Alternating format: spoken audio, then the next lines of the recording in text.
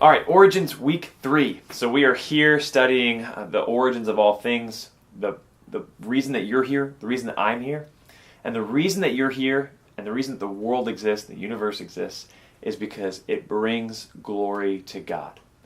If you turn to Genesis 1, verse 31, God says he looked around at all that he had made, and it was very good.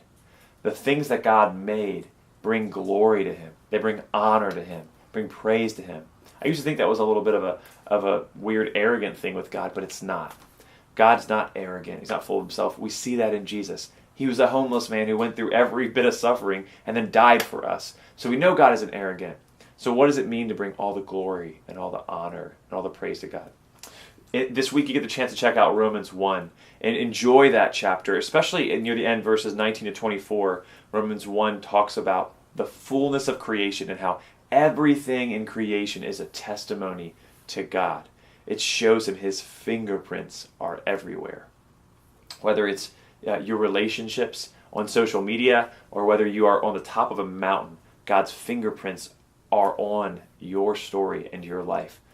You might be going through something hard right now, and it might be frustrating that God is not taking away whatever you're dealing with or whatever you're struggling with.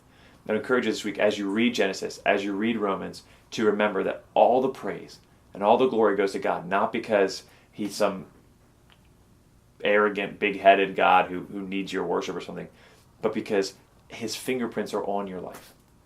Even though you might be struggling, every moment of joy, every good thing, every blessing, every strength that you have comes from him.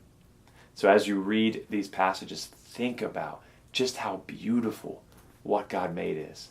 And then finally, think about just how beautiful his sacrifice is, that God made this beautiful world that gives him all the glory, and he gave it all up for you. That is a God that deserves all the glory and all the praise and all the honor. And he gets it. So this week, as you read, as you check out the chapters and verses around these passages, give God the glory for your life and for all of creation.